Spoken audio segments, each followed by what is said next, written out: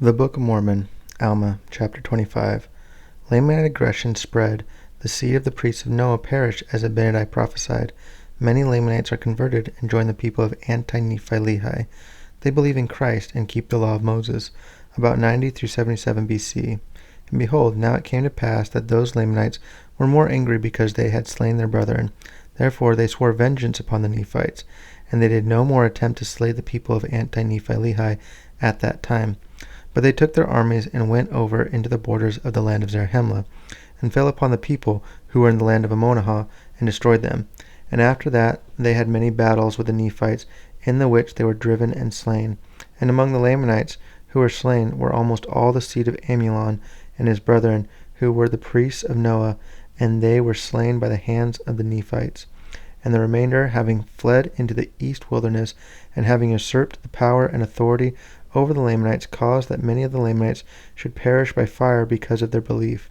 And many of them, after having suffered much loss and so many afflictions, began to be stirred up in remembrance of the words which Aaron and his brethren had preached to them in their land.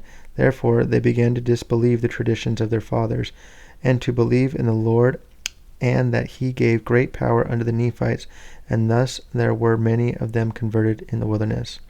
And it came to pass that those rulers who were the remnant of the children of Amulon caused that they should be put to death, yea, all those that believed in these things.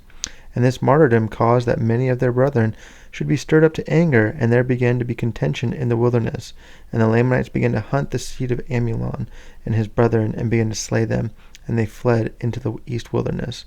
And behold, they are hunted at this day by the Lamanites.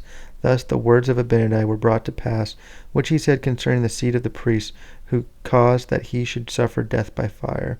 For he said unto them, What ye shall do unto me shall be a type of things to come. And now Abinadi was the first that suffered death by fire, because of his belief in God. Now this is what he meant, that many should suffer death by fire, according as he had suffered. And he said unto the priests of Noah, that their seed should cause many to be put to death, in the like manner as he was, and that they should be scattered abroad and slain, even as a sheep having no shepherd is driven and slain by wild beasts. And now behold, these words were verified, for they were driven by the Lamanites, and they were hunted, and they were smitten.